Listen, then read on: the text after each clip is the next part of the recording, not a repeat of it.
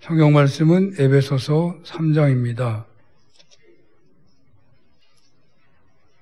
에베소서 3장 1절에서 13절 제가 봉독하겠습니다. 에베소서 3장 1절에서 13절입니다. 이러므로 그리스도 예수의 일로 너희 이방인을 위하여 갇힌 자 된 나 바울이 말하거니와 너희를 위하여 내게 주신 하나님의 그 은혜의 경륜을 너희가 들었을 터이라. 곧 계시로 내게 비밀을 알게 하신 것은 내가 먼저 간단히 기록함과 같으니 그것을 읽으면 내가 그리스도의 비밀을 깨달은 것을 너희가 알 수 있으리라. 이제 그의 거룩한 사도들과 선지자들에게 성령으로 나타내신 것 같이 다른 세대에서는 사람의 아들들에게 알리지 아니하였었으니 이는 이방인들이 복음으로 말미암아 그리스도 예수 안에서 함께 상속자가 되고 함께 지체가 되고 함께 약속에 참여하는 자가 됨이라. 이 복음을 위하여 그의 능력이 역사하시는 대로 내게 주신 하나님의 은혜의 선물을 따라 내가 일꾼이 되었노라. 모든 성도 중에 지극히 작은 자보다 더 작은 나에게 이 은혜를 주신 것은 측량할 수 없는 그리스도의 풍성함을 이방인에게 전하게 하시고 영원부터 만물을 창조하신 하나님 속에 감추어졌던 비밀의 경륜이 어떠한 것을 드러내게 하려 하심이라. 이는 이제 교회로 말미암아 하늘에 있는 통치자들과 권세들에게 하나님의 각종 지혜를 알게 하려 하심이니 곧 영원부터 우리 주 그리스도 예수 안에서 예정하신 뜻대로 하신 것이라. 우리가 그 안에서 그를 믿음으로 말미암아 담대함과 확신을 가지고 하나님께 나아감을 얻느니라. 그러므로 너희에게 구하노니 너희를 위한 나의 여러 환난에 대하여 낙심하지 말라. 이는 너희의 영광이니라. 아멘. 에베소서 3장 1절에서 13절 본문으로 이방인의 구원의 비밀과 바울의 소명이라는 제목으로 주님의 말씀을 증언하겠습니다. 성경에는 비밀 코드 같은 게 있는 것 같습니다. 주님께서 재림하신다고 하시는데 그날은 아무도 모릅니다. 비밀이라고 말이죠. 그래서 그날에 대한 지나친 관심 때문에 문제가 발생하기도 합니다. 천국이 구체적으로 어디에 있고 그곳에서 실제적인 삶의 형태는 어떠할까에 대한 것도 역시 상징적으로만 설명이 되어 있지 비밀 아닌가 해집니다. 적그리스도를 상징하는 666도 일종의 비밀 코드겠죠. 적그리스도는 666이다. 666이 무슨 컴퓨터 바코드가 아니고 당시에 네로 황제로 상징되는 사람으로 그리스도를 극심하게 박해하는 자, 적그리스도의 대표적인 인물을 상징하고 오늘날 또 그런 일이 발생한다면 바로 그가 666이다. 그렇게 생각할 수 있는 것이죠. 그런데 오늘 성경에 매우 흥미롭게로 또 비밀 코드 한 가지를 공개하고 있는 것 같습니다. 그것은 이방인에게 구원의 문이 열리게 된다는 사실입니다. 왜 이방인의 구원의 문제가 비밀이 되는 것일까요? 그때까지 이방인에게는 유대인과 평등하게 구원의 문이 열렸다고 볼 수가 없습니다. 혹 구원의 문이 열렸다고 하더라도 이방인이 유대인이 되는 할례를 행해야만 했습니다. 구약 성경의 실제적인 역사를 아브라함부터 친다면 바울 시대까지 대략 2000년이 지난 세월 동안 이방인이 이방인의 정체성을 가지고 구원받는다는 이야기는 선포된 바가 없습니다. 그러니까 이방인들에 대한 구원은 비밀이었다 이 말이죠. 계속해서 비밀이었다. 아마도 우상을 결단코 허용하지 않은 유대인들은 세계 어디를 가든 뛰어난 민족이었을 것 같아요. 거의 모든 민족이 각종 우상을 섬기고 신화가 정치와 삶을 지배하고 있었던 시절에 창조주 하나님만을 신으로 믿고 따르는 이스라엘 민족은 세상에서 가장 뛰어난 민족일 수밖에 없습니다. 유대인들이 세계 여타 민족들에게 박해를 받는 것은 배타적인 선민 사상이 가장 큰 이유겠지만 또 하나는 그 민족의 우수성에도 있을 것 같습니다. 이렇게 우수한 유대민족, 이들의 배타적인 선민 사상은 박해를 받으면 받을수록 더욱 강력해졌을 것입니다. 그런데 어떻게 유대인들이 이방인이 할례 없이 구원받을 수 있는 길을 받아들일 수가 있겠습니까? 할례라고만 말하지만 할례에 따른 여러 가지 그런 율법의 행함이 또한 포함될 수도 있는 것이죠. 행함으로 구원받는다. 그런 게 포함되는 거죠. 그런데 어떻게 이렇게 선민 사상으로 추철하고 박해를 받고 우수한 이들이 이방인들이 할례 없이 구원받는다?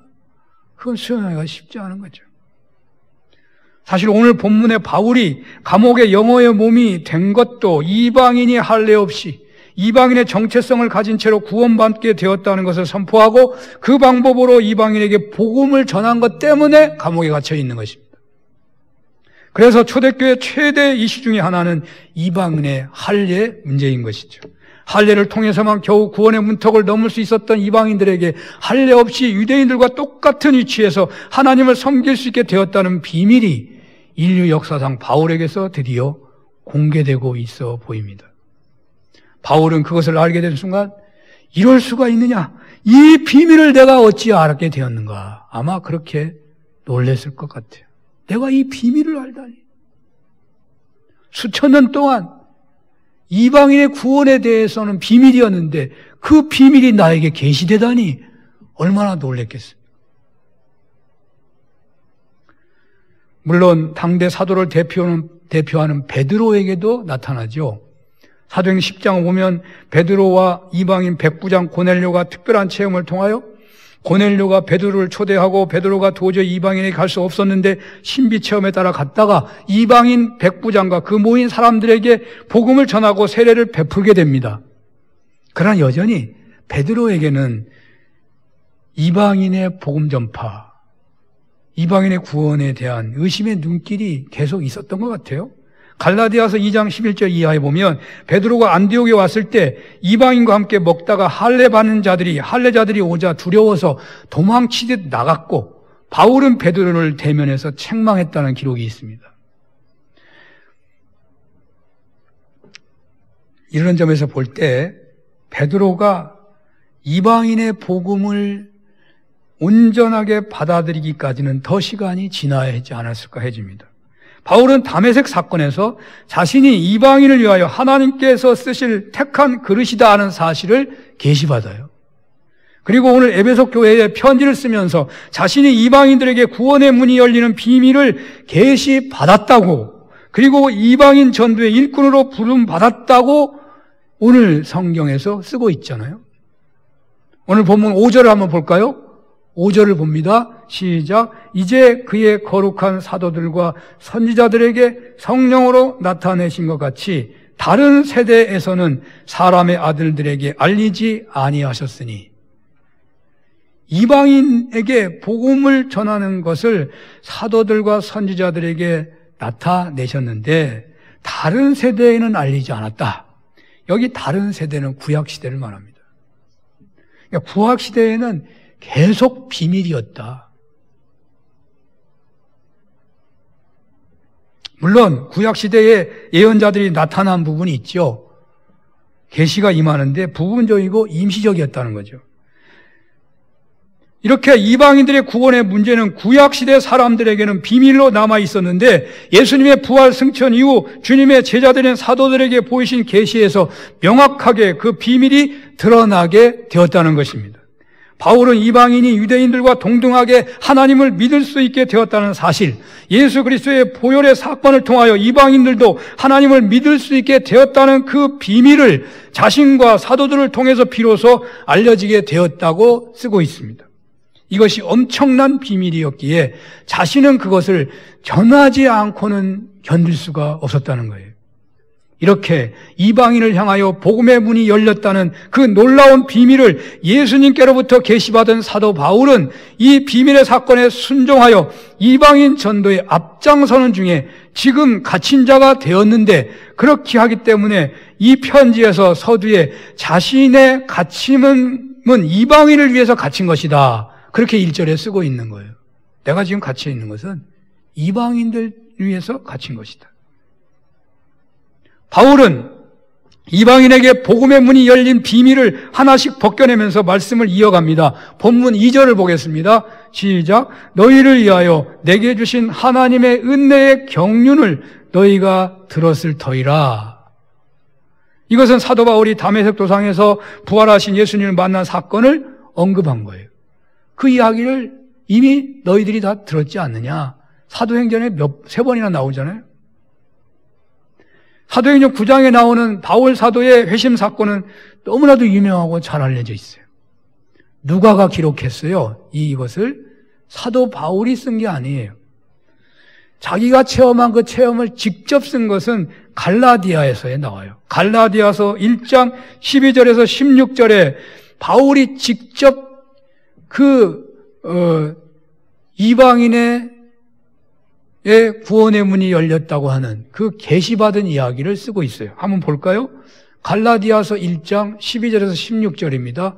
또박또박 한번 볼까요? 시작. 이는 내가 사람에게서 받은 것도 아니요 배운 것도 아니요 오직 예수 그리스도의 계시로 말미암은 것이라. 내가 이전에 유대교에 있을 때 행한 일을 너희가 들었거니와 하나님의 교회를 심히 박해하여 멸하고 내가 내 동족 중 여러 영갑자보다 유대교를 지나치게 믿어 내 조상의 전통에 대하여 더욱 열심히 있었으나 그러나 내 어머니 태로부터 나를 택정하시고 그의 은혜로 나를 부르시니가 그의 아들을 이방에 전하기 위하여 그를 내 속에 나타내시기를 기뻐하셨을 때에 내가 곧 혈육과 의논하지 아니하고 광야로 갔고 나중에 사도들을 만났다. 뭐 그런 얘기를 하는 거예요. 밑줄에 쳐진 것을 한번 볼까요? 밑줄 쳐진 것만. 그리스도의 첫 번째 밑줄이죠. 오직 예수 그리스도의 계시로. 그러니까 바울이 이방인의 사도가 된 것, 이방인에게 복음의 문이 열렸다는 그 비밀을 받은 것은 계시로, 오직 예수 그리스도의 계시로 말미암았다. 그렇게 말하고 있다는 거죠.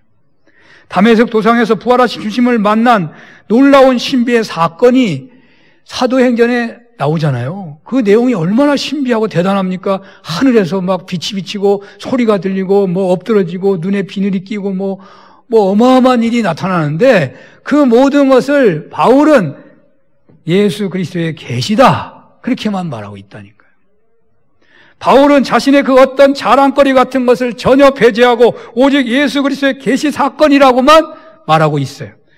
두 번째 줄과 세 번째 줄을 한번 볼까요? 두 번째 줄부터. 두 번째 줄은 하나님의 교회를 심히 박해하고 멸하고 했다는 것이고 또 조상의 전통에 더욱 열심이었다라는 말을 쓰고 있잖아요. 이 내용을 여러분 다 아시겠죠? 율법에 열심히 특심해서 대제사장의 권한을 이임받아가지고 그리스도를 박멸하고자 앞장섰다. 그 말을 저렇게 쓰고 있는 거죠. 이제 마지막 줄입니다. 마지막 줄이 제일 중요하죠. 마지막 줄은 뭐라고 되어 있을까요? 마지막 줄 16절. 그의 아들을 이방에 전하기 위하여 그를 내 속에 나타내시기를 기뻐하셨을 때에 이 말이 나오고 있어요. 그의 아들을 이방에 전하기 위해서 그의 아들은 예수님이죠. 그의 아들을 이방에 전하기 위해서 부활하신 예수님을 자신에게 나타내셨는데 그것을 하나님 기뻐하셨다. 바울은 계속 이어갑니다. 이렇게 너희를 위한 은혜의 경륜을 너희가 들었을 것이다. 6절에서는 이 말을 들었으니 그러므로 이방인들도 예수 안에서 함께 후사가 되고 함께 지체가 되고 함께 약속에 참여하는 자가 되었고 7절에서는 나는 그의 비밀의 계시를 받은 자로 그 계시에 따라 이방인들에게 복음 전파를 위한 하나님의 일꾼이 되었다고 말합니다. 그리고 이렇게 자신이 이방인을 위한 사도가 되었지만 능력이 남보다 대단해서가 아니고 내게 주신 하나님의 은혜의 선물에 따라 일꾼이 되었다며 자신을 더욱 겸손하게 낮추죠. 8절입니다. 얼마나 낮추는가요? 봅니다. 모든 성도 중에 지극히 작은 자보다 더 작은 나에게 은혜를 주신 것은 측량할 수 없는 그리스도의 풍성함을 이방에게 전하게 하시고 그렇게 말을 해요. 율법에 정통하고 율법에 더욱 열심히 했던 그는 그리스도인을 잡아들이는데 앞장서서 많은 그리스도인들을 억압하고 핍박하고 스데반이 순교하는 자리에 있기도 하고 더 큰 일을 해보고자 다메섹까지 가서 잡아들이려고 했는데 십자가에 달리신 부활하신 주님을 만나서 주님을 믿는 제자가 되고 특별히 이방인들에게 복음을 전하는 일꾼이 되었다는 거예요. 그러하기에 자기는 무슨 공로가 있어서 제자가 된 게 아니고 사도가 된 게 아니고 오히려 믿는 자를 잡아들이는 데 섰기 때문에 나같이 문제가 많고 형편없는 그런 자는 아마 없을 것이다. 그래서 모든 성도 중에 지극히 작은 자, 아마 이런 말을 쓰지 않았을까. 그런데 나 같은 자에게, 이렇게 문제 많은 나에게 이방인에게 복음을 전하도록 측량할 수 없는 은혜를 내려주셨다는 거예요. 바울에게 알려진 이 사실은 당시까지 최고의 비밀이었고 이 비밀을 알려주신 하나님 앞에서 그는 생명을 바쳐 충성하게 되었던 것입니다. 우리나라에 복음이 들어갈 때의 상황도 그와 아마 유사하지 않았을까 생각이 듭니다. 우리나라에 온 최초의 선교사가 무슨 언더우드다, 알렌이다 그런 말을 합니다만은 기록상 그런 것이라고 해야 되고 실제는 누구인지 아무도 알 수 없는 거죠.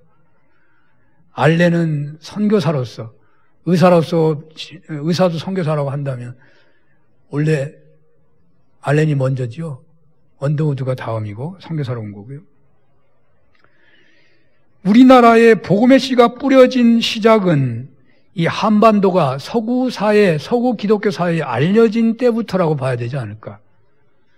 1668년 하멜의 표류기가 네덜란드에서 책으로 출간됐다는데 아마 그때 알려지기 시작했지 않았을까.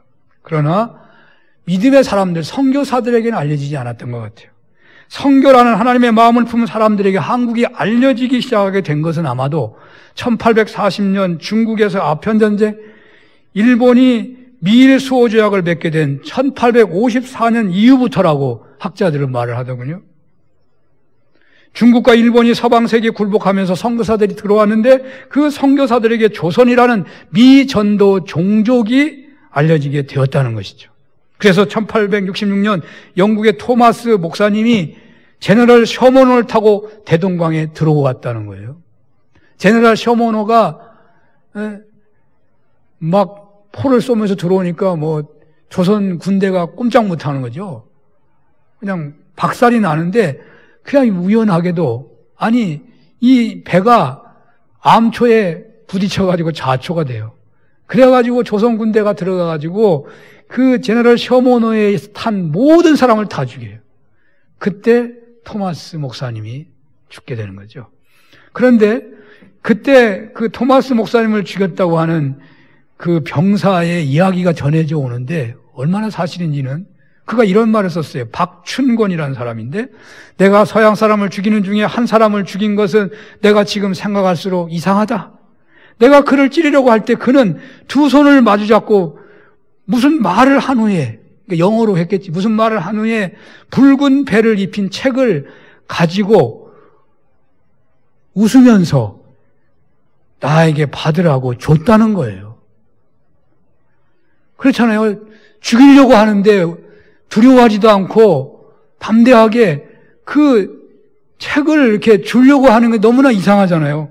그러니까 이 사람이 죽이긴 했지만 책을 안 받을 수가 없어서 갖고 왔는데 그게 성경이었다는 거죠. 그래서 그 나중에 그 성경을 뭐 하나씩 찢어가기도 하고 해가지고 문에 붙여가지고 한 사람도 있고 그 성경을 받은 사람 중에 훗날 유명한 평양에서 유력한 신앙인들이 많이 나왔다는 거예요. 토마스 목사님의 그 현장, 순교의 현장에 또 평양에 그 학교도 세워졌다 그러잖아요. 그거 참 신기하더라고요. 토마스 목사님의 나라가 영국인 것을 안 우리나라의 어떤 선교사님이 영국에 가가지고 그 목사님이 누군가 하고 찾아봤더니 웨일즈 하노복 교회에 다니는 아버지 아들 토마스 목사님 아들이라는 거죠. 가보니까 세월이 많이 지나서 알 수가 없잖아요. 근데 그 교회 묘지를 봤더니 토마스 목사님 묘지가 있더래요. 근데 그 묘지는 우리나라에서 순교한 묘지가 아니고 그 아버지 묘지인데 그 아버지의 묘지 안에 그 아들 토마스가 27세에 순교한 기록이 있는 거죠.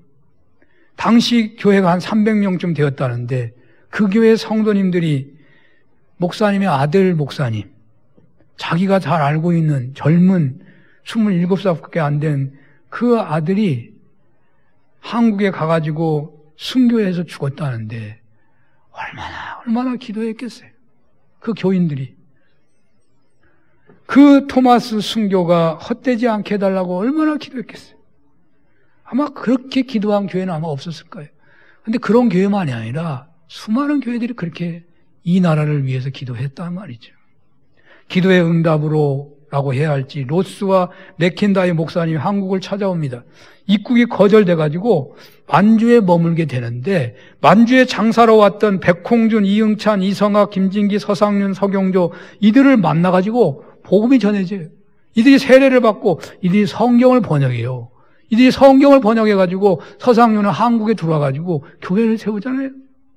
또 이수정이라는 사람이 일본에 가서 조지 낙스에게 세례를 받고 성경을 번역해요. 이 이수정이 번역한 성경을 언더우드가 1885년 4월 5일에 이 성경을 가지고 한국에 들어오는 것입니다. 뭐 이런 길만 있는 게 아니고 한미 수호조약이 1882년에 맺은 후에 장사꾼들이 한국에 들어오는데 왜 선교사들은 오지 않느냐라고 선교 편지가 미국 본토에 전해진다고 합니다. 이 편지에 반응한 분이 있고 또 한국 사람들이 미국에 가니까 갓쓴 한복을 입은 사람들에게 관심을 가진 미국의 가우치 목사님이 있었대요. 그리고 이 목사님이 그걸 보고서 한국의 선교를 위해서 수많은 모금을 해가지고 그 모금한 돈을 한국에 또 보내는 거예요. 또 1884년 갑신정리 이후에 그 권력자 민영이가 죽게 됐는데 알렌이 치료해서 살잖아요. 살아나가지고 그래서 이제 고종 황제가 광해연을 열고 선교사들을 받아들이는 거예요. 그때 수많은 의사들이 들어와요. 선교사들이 들어와요. 그들이 얼마나 많이 죽었는지 몰라요. 가보면 눈물 나서 읽지 못할 얘기들이 너무 많죠. 바로 그때의 선교 상황을 기록한 언더우드의 기도문이 있잖아요. 많이 알려져 있는데 그 기도가 이렇습니다. 하나님, 우리가 태평양을 어떻게 건너왔습니까? 몇 달씩 배를 타고 목숨 걸고 건너온 거잖아요. 기적이었습니다. 그런데 선교를 해야 하는데 아무것도 안 보입니다. 나가기만 하면 다들 서양 귀신이라고 합니다. 깜깜합니다. 눈물로 기도합니다. 이 민족이 하나님을 찬송하며 경배할 때가 올 것입니다. 그때까지 인내하며 살겠습니다. 이게 언더우드의 기도입니다. 미전도 종족에 대한 이런 뜨거운 사랑, 우리나라 사람보다 더 우리 민족을 사랑했던 분들에 의하여 우리나라에 복음이 들어오게 된 것이죠. 이 미전도 종족에게 복음을 전하려는 뜨거운 열정의 처음 출발점은 어디에서 시작된 것이겠습니까? 이방인에게 복음을 전해야 한다. 이방인도 유대인과 동등하게 하나님을 믿어서 하나님의 자녀가 되고 유업을 이어받을 후사가 된다는 비밀을 안 바울에게서인 것이에요. 바울은 이 일꾼됨에 측량할 수 없는 가치를 알았기에 감옥에 갇히는 수모를 당했지만 그것을 인해 조금도 부끄러워하지 않고 낙심하지 않았습니다. 8절에 보면 바울은 하나님이 자기로 복음의 일꾼을 삼으신 것은 측량할 수 없는 그리스도의 풍성함을 이방인에게 전하게 하시기 위함이라고 말합니다. 이는 오늘 우리 교회가 세상을 향해 어떠해야 하는가를 말해주는 말씀이라고 하겠습니다. 이방인에게 예수님을 영접하지 못한 불신자들에게 우리는 더욱 가까이 다가가야 할 것입니다. 여러 가지 방법으로 그 접근할 수 있는 방법을 늘 찾아봐야 할 것입니다. 이방인들에게 복음이 열렸다는 비밀을 계시받은 바울은 이방인 선교를 위하여 그의 일생을 바쳤습니다. 바로 이 신앙을 이어받은 선교사님들은 한국 민족보다 어쩌면 더 우리 민족을 사랑한 분들로서 이방 민족인 우리 민족에게 복음을 전하는 삶을 바쳤습니다. 오늘 이 말씀을 받고 있는 우리 교회는 그렇다면 어떻게 반응해야 하겠습니까? 교회 안에 대한 관심보다는 교회 밖을 향하여 불신자들을 향하여 주님의 사랑을 전해야 하지 않겠습니까? 교회 유지도 중요할 것입니다. 그러나 교회의 중요한 존재 이유는 안 믿는 사람, 오늘 성경에서 말하는 이방인들을 위하여 예수님을 전하는 것이라고 해야 합니다. 방법은 다양합니다. 직접적으로 간접적인 방법 다 있습니다. 이미지를 개선하는 것으로, 사회사업하는 것으로, 세상에서 승리하고 성공하는 신앙 인물을 배출하고 또는 스스로 그런 인물이 되는 방법으로도 할 수가 있을 것입니다. 어쨌든 우리의 관심은, 우리의 기도의 중심은 이방인 전도, 이방인 선교라는 목표를 놓치면 안 될 것입니다. 그동안 수천 년 동안 닫혀 있었던 이방인들을 향한 구원의 문이 열리는 비밀을 사도 바울에게 알게 하셨던 것처럼 그와 유사한 비밀을 알게 된 누군가에 의해서 여러분들도 그렇게 예수님을 영접하게 된 것이 분명합니다. 바울은 이제 이방인에게 복음이 전해지는 비밀을 말씀하면서 교회가 얼마나 중요한지를 이제 덧붙입니다. 10절을 한번 볼까요? 10절. 이는 이제 교회로 말미암아 하늘에 있는 통치자들과 권세들에게 하나님의 각종 지혜를 알게 하려 하심이니 라고 했습니다. 교회는 하나님께서 이 땅에 세우신 가장 거룩하고 존귀한 기관입니다. 이미 에베소서 1장 23절에서 밝혔지요. 교회는 그의 몸이니 만물 안에서 만물을 충만케 하시는 이의 충만함이니라. 교회는 예수님의 몸이라는 것이죠. 그래서 교회의 머리는 언제나 예수님이죠. 오직 예수님만이 다스리는 몸이 교회인 것입니다. 예수 그리스도의 통치의 권능과 생명의 권능으로 가득 채워져 있는 교회는 바로 예수님이 충만한 교회인 것이죠.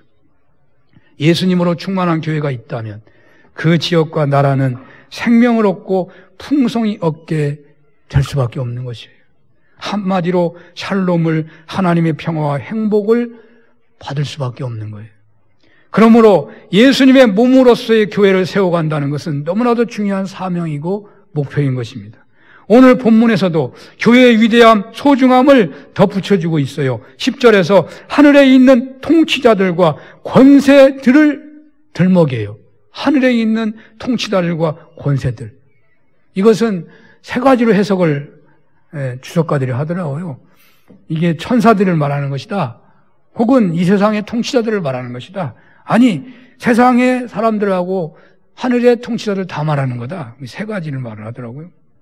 근데 오늘 본문에 그냥 본문대로 볼게요. 하늘에 있는 통치자라고 써 있잖아요. 하늘에. 그러니까 이 천사들을 지칭한다고 보겠습니다. 천사들은 어떤 존재입니까? 하나님이 당신의 뜻을 전달하시고자 할 때 천사들을 사용하시잖아요. 그런데 교회의 탄생과 함께 이것이 교회로 옮겨졌다는 거예요. 하나님의 뜻을, 하나님의 지혜를, 하나님의 계시의 전달자가 천사들이었는데 이제 그 역할을 교회가 하게 되었다는 거예요. 즉 하나님의 계시와 지혜에 정통한 하늘의 천사조차 하나님의 각종 지혜를 알기 원한다면 이제 교회를 바라보아야 한다는 것입니다. 바로 이것입니다. 이것이 바로 오늘 교회가 지니고 있는 위대함이에요. 오늘 우리는 교회 안에 있기 때문에 오늘날 평판이 나쁘기 때문에 교회의 소중함과 위대함을 깨닫지 못할 수 있어요. 하지만 곰곰이 생각해 보십시오. 우리가 교회를 떠나 그 어디에서 이와 같은 하나님의 은혜의 비밀의 경륜을 들을 수가 있겠습니까? 세상 어디에서 하나님의 말씀을 오물곱게 바르게 들을 수 있겠습니까? 오리게는요, 유명한 교부 오리게는 교회 없이는 구원이 없다라는 말까지 했어요. 에베소서 1장 22절에 모든 만물을 예수 그리스도의 발 아래 복종하게 하셨다. 그리고 만물 위에 교회를 두셨다. 그리고 예수님은 교회의 머리다. 그게 교회가 얼마나 대단해요? 뭐 만물 위에 교회가 있고 그 위에 예수님이 있으니까 예수님이 제일 높다 그런 생각도 할 수 있겠지만 그게 아니라 교회를 만물 위에 두셨고 교회의 머리는 예수님이니 교회가 얼마나 중요하냐고 말이에요. 교회가 얼마나 대단하냐고 말이에요. 교회를 통해서 하나님이 축복하십니다. 교회를 통하여 하나님의 경륜과 섭리가 임합니다. 하나님의 뜻과 지혜가 나타나는 것입니다. 사랑하는 여러분, 교회의 위대함이란 교회에서 하나님의 뜻과 지혜가 나타나기 때문이에요. 오늘 본문이 말하고 있고요. 교회의 위대함은 만물 안에 만물을 충만케 하시는 예수님으로 충만하기 때문에 위대합니다. 가정 안에서 세상 현실에서 생명을 얻고 더 풍성케 얻게 하시는 예수님으로 충만한 것보다 더 소중하고 아름다운 것은 없을 것입니다. 바울은 에베소 교회가 이렇게 쓰임받기를 원하는데 자신이 이방인을 향한 복음 선교 때문에 자신이 갇히게 되어서 그들이 낙심하고 있다는 소식을 들어요. 그래서 바울이 그들에게 말하기를 나의 여러 환난에 낙심하지 말라. 이는 너희의 영광이니라. 그렇게 말을 덧붙이고 있어요.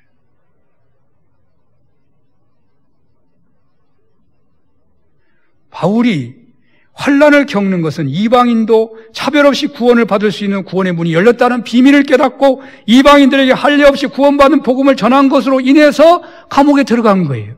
그러므로 바울의 환난은 이방인들에게 차별 없이 구원의 문이 열렸다는 비밀이 계시되었고 그것이 진리라는 것을 드러내고 있다고 볼 수 있는 거죠. 바울의 환난은 진리를 확실하게 드러내고 있는 거예요. 이방인에게 구원의 문이 열렸다는 비밀이 계시되었다는 것이 않았다면, 그 비밀이 진리가 아니라면, 또 그것이 믿어지지 않는다면 바울은 결코 감옥에 갇히는 일을 하지 않았을 거예요. 뭐하러 감옥에 갇히도록 그렇게 이방인에게 복음을 전하겠냐고요.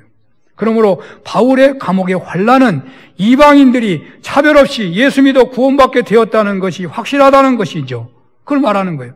그래서 너희 이방인들이 하나님의 구원이라는 영광을 얻고 있다는 거예요. 영광을 얻고 있다. 또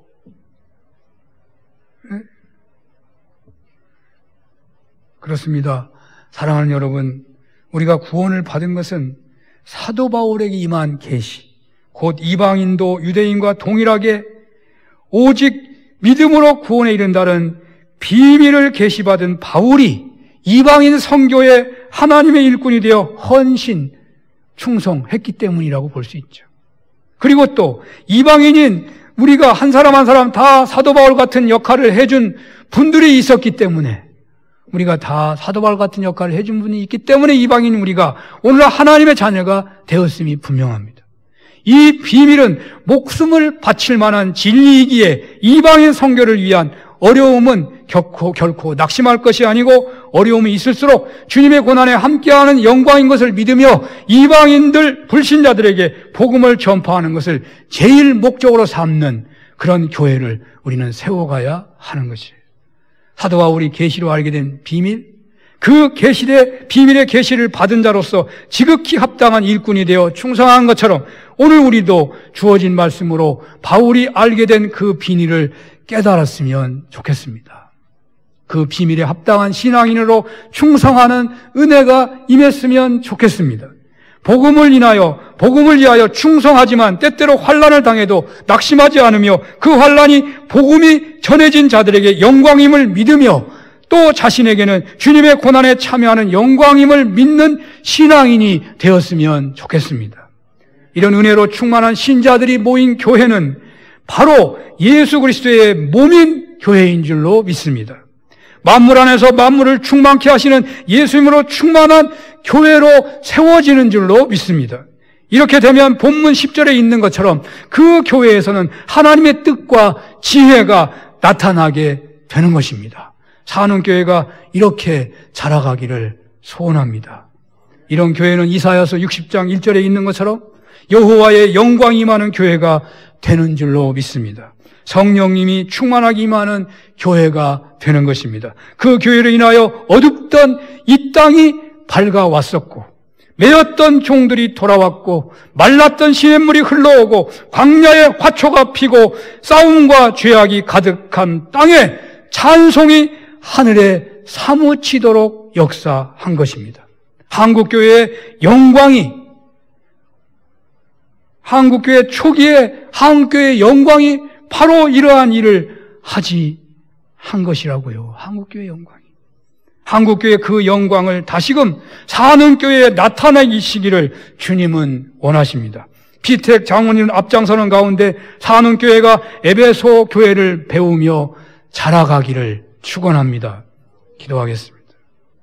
하나님, 이방인들에게 구원의 문이 열린 비밀처럼 우리 한 사람 한 사람이 예수님을 영접하게 된 비밀 같은 그 숨어있는 역사를 하나님 보게 하시고 알게 하시고 깨닫게 하사 뜨겁게 복음을 드러내는 하나님 뜻과 계시가 나타나는 산운교회 이루게 하여 주시옵소서. 예수님 이름으로 기도합니다. 아멘.